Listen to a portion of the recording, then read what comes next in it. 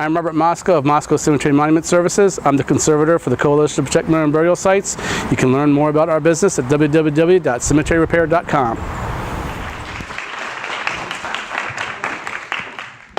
Very direct and to the point. What's going on in cemetery conservation today, and cemetery conservation by the book. And anybody that knows me, they know how I feel about doing things by the book.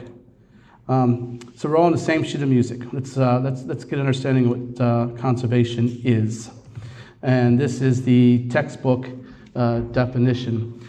And essentially what it is repairing something without ever making it look like it was ever broken to begin with. Most of us have been to museums, Gettysburg, for example. You see a lot of wartime artifacts there.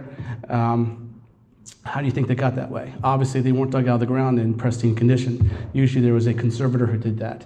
And there's a lot of object conservators out there that are well qualified and well versed in it, as well as ones who deal with textiles, linens and things, coverlets, quilts, textbooks and books and documents, even masonry, architectural objects.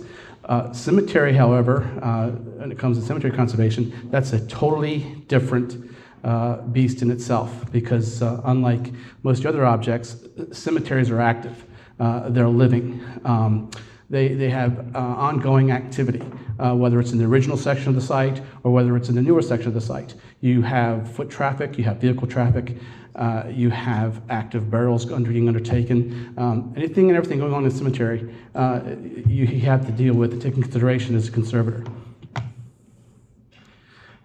With that being said, when we're talking cemetery conservation, there's three major factors involved with that. You've got the hardscape, which is your gravestones, your roadways, your walls, your solid sound structures that are there, mausoleums, vaults.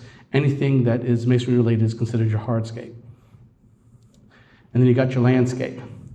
Not just your ground and your terrain and your topography, but you got your vegetation, your trees, your plantings, your flowering plants and things like that. And they all have significance. Your vegetation within the site, 99% of the time, there's a reason why it's there. And in some cases, it's been there since the cemetery was even established. So there is some significance to them. And then something that's often overlooked is the administration. When you talk about cemetery conservation, the cemetery project plan, you can come up with the best plan, you can come up with the best conservators, the best practices, but if you don't have an administration that's going to stand behind them and enforce them, then you're wasting time. You're wasting money, and you're wasting resources. So we look at administration as well. There's about 10 different types of cemeteries throughout America, and we can get to that later. And then as far as administration styles, there's 5 different types of cemetery administrations out there that deal with 10 different types of cemeteries. Now that we have this listed, I'll break it down this way for you. If we did cemetery conservation by the book, and we've got your hardscape, your landscape administration, at one time, there was a requirement, well, if you got a hardscape involved, well, we better get your historical masonries involved, your architects involved, engineers, your structural engineers in particular. If you have a roadway, let's get a hydraulist involved, ones who specialize in drainage of water. You got your landscape, so we might as well get a historical architect, a landscape architect involved, historical horticulturist involved. The bottom line is you get so many consultants involved in the project that eventually your budget will be blown, okay? And the decision can't be made because of bureaucracy that's created. And eventually, if they all do agree, it'll be to do nothing at all, which is a major waste of time. And then you got your administrators standing by, shaking their heads, wondering, what did we just do? Okay. An example of what a good conservator will look for in a site, they understand all facets and should understand all facets of cemetery activity. This in particular one, we were surveying this section here. Let me get my pointer out. This row of stones right here was of concern. This one was leaning, and we have a tree coming out behind that for the cause of the condition. So obviously, this is going to have to go. Okay, you just can't simply cut this down because you're going to leave the root behind. So in order to properly address this, we're going to have to move the stone, and then we're going to have to pull that root up out of the ground. okay? But that's not the biggest issue we have here. The biggest issue is this right here, okay? This is on cemetery property. It is a dead tree. It is a liability because we have a park right here, and this is an active thoroughfare for traffic. Let's hope when this does decide to go, it doesn't fall on a car, okay? Or the worst that's going to happen is going to fall on the power lines. You might have a power outage, or just simply block the road for a while. But this is a liability. This is more of a concern than this is right now because of the liability to the site. And that's just one example of what a conservator will point out. Here, we have an old cemetery, dates back to 1730, I believe. A lot of leaning and tilted stones, and one of the main reasons why they're in that condition, and we just assessed this spring, is if you look at the grass, and it's a common practice, they're cutting the grass too short, okay? They're doing active maintenance, okay, but they're scupping the grass, and there's no grass, so there's erosion, and it's causing the stones to do what you see right here. So in order to properly address these, okay, we can straighten them out, but there's no point in them being straightened out if you don't deal with the maintenance first. Okay, tell the maintenance guy, let's leave the grass alone. I cut so short. All right, another case. Various stages of disarray, same thing. We've got a nice 3-4 inch high grass here, but yet it's being scalped here. And if there's nothing there to hold the dirt in place, this is the result. And this is going to continue over and over and over again for as many times as they cut the grass. There are at least 18 different points in inspections involved in cemetery assessments. What that means is when a cemetery is being assessed, there's 18 areas that has to be looked at. Everything from access to the types of stones, down to the administration. What currently are they doing versus not doing as far as being active in the cemetery? Case in point, Harpers Ferry, West Virginia, Harpers Cemetery. They have an active cemetery board that meets once every 3 months. There was an acre of open ground and maybe one burial a year. After conversing with them, they're now meeting once a month. They've now have found an acre of ground that has enough space for at least, I think they said 2,000 burials, and they've raised more than $15,000 for their conservation effort just by meeting more and getting more active. And that's another area that a cemetery conservator can assist you in. I don't care about a cemetery looks, and this is one of the coalition's favorite quotes. I don't care how small, how big, I don't care how bad it looks, and this pertains to just natural conditions, but your vandalism as well. But 30 to 60% of the work that a cemetery requires could be done by volunteers. Okay, that's like a 30-60% sale off every single day at a store in some cases. But again, 30-60%. Okay, so you say you have a conservation plan. The cost is just throw a number out there, $100. I'll automatically take $30 to $60 off of that because you don't need a professional to handle 36% of the work. And I'm going to show you examples of this. All right, what is a volunteer condition? Now, this has been a big controversial question. I can't tell you for how long, because there are a lot of volunteers out there doing a lot of things that volunteers shouldn't do. These are conditions that are defined by my insurance carrier. My insurance carrier happened to be a board member of a cemetery in Westminster who came out firsthand and saw what we were doing and was able to underwrite a policy to alleviate any liability to both sides, both the cemetery side and to the professional side. These are what they define as a volunteer level condition. And I put a point here just to show that anything less than 4 feet tall. So when you're dealing with a cemetery, any part of the hardscape that's less than 4 feet tall, a volunteer could handle safely and without injuring themselves. It requires a minimal amount of handling. Lifting a stone up completely off or out of the ground is not a volunteer level condition. And again, like I just said, no lifting. And minimal cost in tools.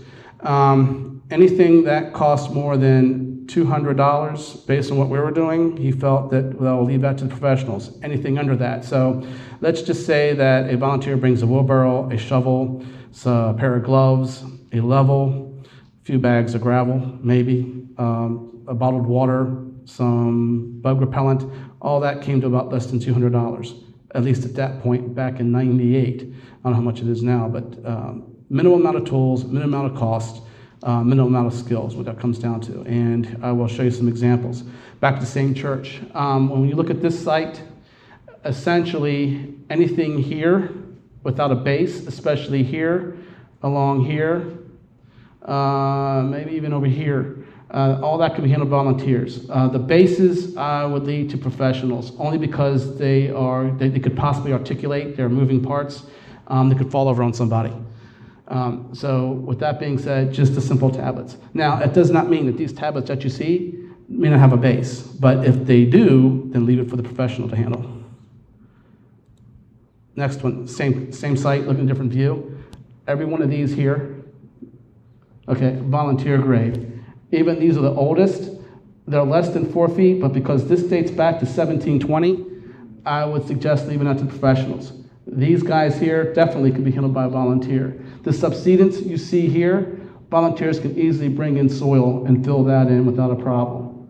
And then, of course, the cleaning part of it, that could definitely be done by volunteers once they were showed how. And that's more than what you see here. That's about 3/4 of the work required within that site. And what you have to watch out for is that if they do too good of a job, what doesn't appear to be leaning and tilted will definitely stand out against the ones that they just straightened. So we have to be aware of that. Here, same scenario. This volunteer, this dates back to the 1750s. Don't touch it, as well as these. Leave it to the professionals. These happen to be sandstone as well. And this one is embedded in cement, so that's a different case in itself.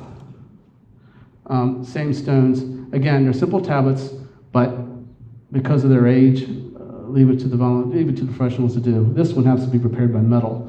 Good intentions, but you can see the results. And again, same here. All this is volunteer. And I think this had, when we assessed the site, 468 conditions total we had tallied, and out of those 468, 3 of them were volunteer grade. So that's more than half of what we found. This is not volunteer grade, and though we've had people out there that attempt to do it, it's highly unstable, and if you want it to look like this, leave it to the professionals. If not, then what you're going to have regarding a volunteer condition, it's highly questionable. This took us 4 days to address. Same scenario. This was repaired by a well-intentioned volunteer and has since failed. Now, this was repaired by cement. We're not sure what type, but it looked to be something homemade. We left that alone. But again, this is after we're finished with it, and this took us 3 days to address. This is not a volunteer level condition. This is a volunteer level condition. These are cemetery plot posts and a cemetery plot marker. A lot of extensive digging, but volunteers could do that. It would take better part of the day to do because of the amount of depth they'll have to dig down to, but again, it will save considerable money than having a professional do it. Same here. This is what these are supposed to look like, and they don't. Again, a volunteer could handle this, probably take about an hour, and save you considerably. Same scenario. These are all footstones. There's a monument here that you can't see, but they were cleaned, and they were actually cleaned with a chemical that I recognize. We'll talk about that later. If they don't have a base, which don't appear to do, that could be handled by volunteers. And if they do, fine. Half the work is finished. There's half the cost. Let the professional follow up with it. All right, the latest and greatest in technology. My mentor, David Villa, often asks, and he often asks Dennis as well, what's new in cemetery conservation? Any new methods, techniques? And the answer is no, there isn't. But there is new technology coming out every single day that's being adapted to cemetery use. And the first one is, of course, drones. And a guy had the idea of possibly assessing a cemetery with these, and it is possible to do. This is an actual drone footage, and it replaces the use of air photography, which is very expensive. That particular drone that we just showed you runs about $1,500, and this is the quality of photography it gives you. It does give you a good overhead view of a site as far as topography and vegetation is concerned. It's great for that. It allows us to maybe count how many rows that the cemetery would have in regards to its layout and orientation. But as for condition assessments, it's not that effective because it cannot get down to the human aspect of cemetery conservation, and that is previous restoration efforts, in particular this one, of the use of liquid nails that has since failed and left the stone unstable. Here's another case where they used crush run to stabilize the stone or fill in the joint. And again, a drone couldn't get that close enough to assess that or to determine if the stone teeters or not.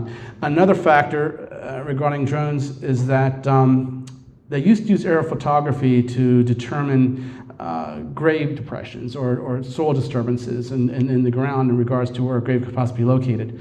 And that's still an effective means, but nothing replaces digging. But it is still helpful, and drones can be used for that. Another one, this is the latest and greatest in ground penetrating radar. I first purchased ours. It was a Sunbeam.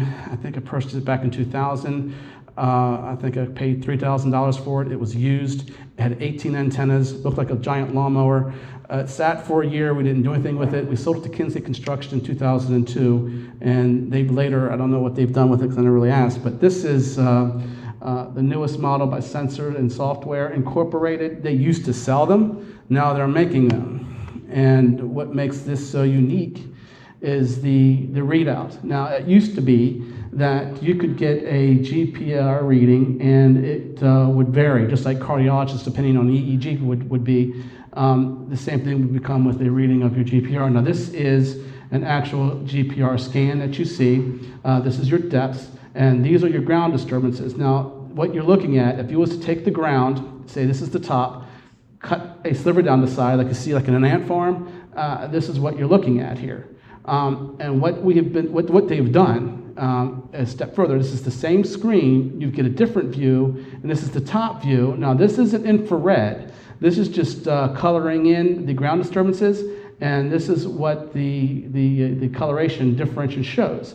And this is an actual cemetery, and these are actual graves in a particular pattern. This is some type of object here, some kind of disturbance. I don't know which or why that's there, but then this here, this is a grave, this is a grave, that's a grave, and so forth. And this pattern that shows is we can conclude from the scan that this would be a cemetery.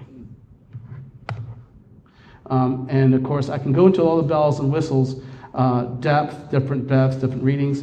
But what makes this one so unique in itself, this is what it actually looks like, is that it also has positional GPS on it too. So you can position yourself, and most of your handheld GPSs are good within cemeteries for like maybe 500 feet, okay? This enables you to go within a nickel, because people used to take these handheld GPSs, go to a site, look at a stone, aim at it, oh, here's where the stone is. But you're talking about a fairly 5-foot radius from that. So you got all those other graves around that. This enables you to actually pinpoint that particular grave. This actually runs about $10,000. Noggin is its name, and it has a 12-volt battery, which is interchangeable. Everything but being self-propelled. Oh, and what I also want to point out, the covering. It's all enclosed, so you don't have to worry about bending any antennas or anything like that. This is the Lamborghini, year model Lamborghini, year model Rolls Royce, year model, whatever you want a car you like, a version of a GPR. How much does that cost? This is running, the price tag on this is $10,000. Now, the thing is, like I said, I had one, and it sat for a year. The problem that we found is that most people with cemeteries or with the cemetery issues, they're concerned about the appearance of it. They're not too concerned about where the burials are at this point, and it's sat. Now, your state highway administrations, when they're doing road widening and things like that, yes, they have to do a study. Most of your developers have to do a study. We weren't going that route. We were going more towards the cemetery route and emphasizing cemeteries. We're not trying to cater to developers and state administrations and whatnot, so that's why it's sat. I don't foresee us investing in this at any time soon because I think the demand would be somewhat high, and I prefer to spend time in the field in the cemetery than I would scanning a field looking for them. I prefer to work on what's already there that we know that exists. Social media. Currently, social media is being flooded with all kinds of people with good intentions. Urban Slavic of Monument Conservation Collaborative, he wrote and laid out the very first cemetery conservation workshop for the National Park Service back in 2002. His intent was twofold. One, meet the demands of the conservation field by providing workshops and seminars to meet the requirement as a conservators.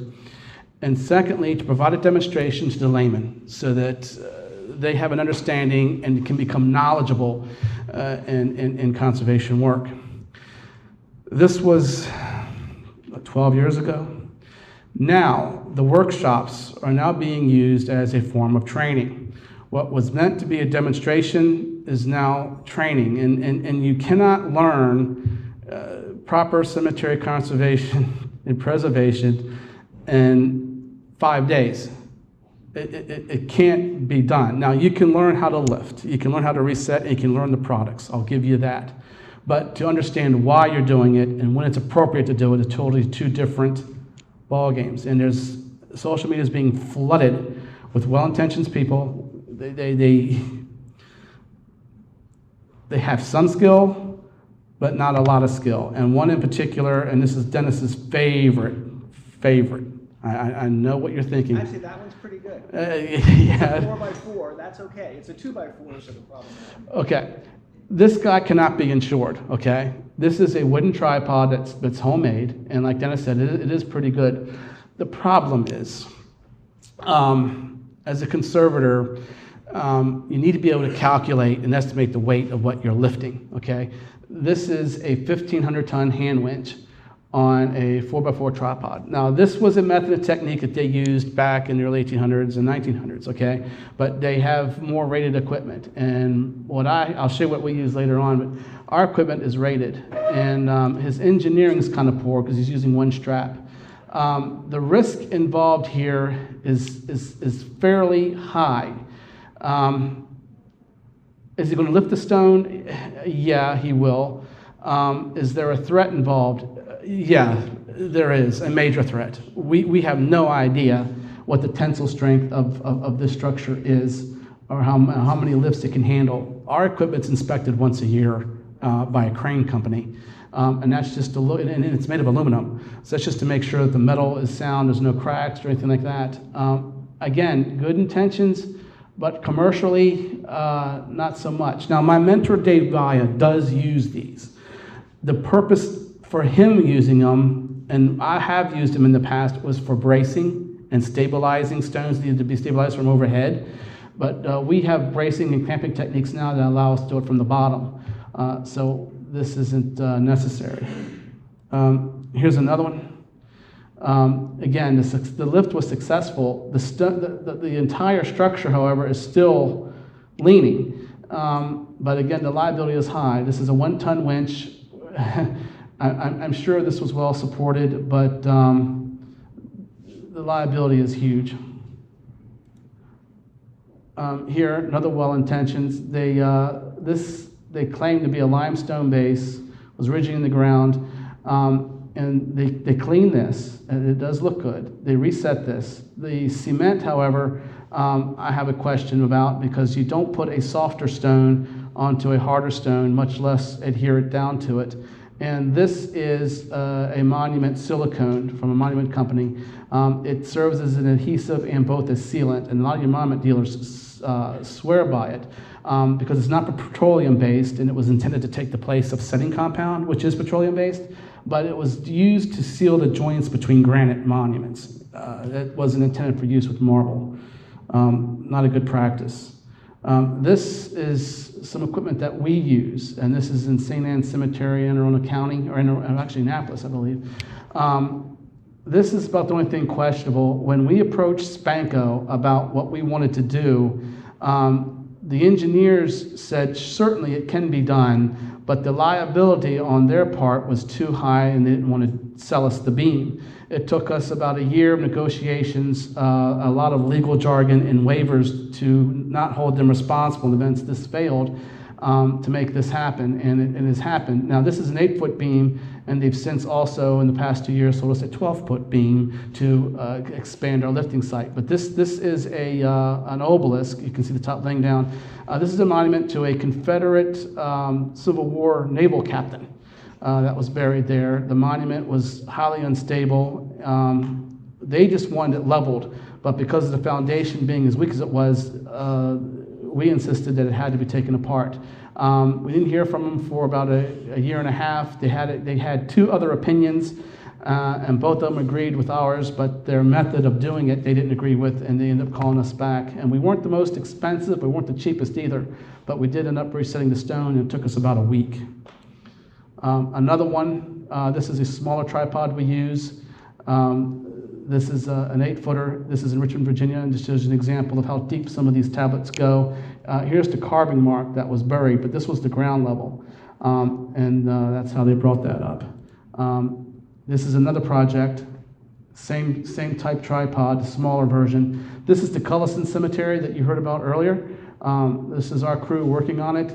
We had about a 1/4 mile hike in, so we brought in our gators, which we have in our inventory because it saves a lot of time in a lot of the larger sites. Instead of pulling the wagon around, we just load the gators up and we can get right up to the site with what we need. And if we forget something, okay, fine, it's a quick ride back. Top speed on these is 15 miles an hour on the road, 10 within the rows, and it has turf tires on them. And like I said, we have 2 of them in our inventory, and they're very helpful. And that's what we have.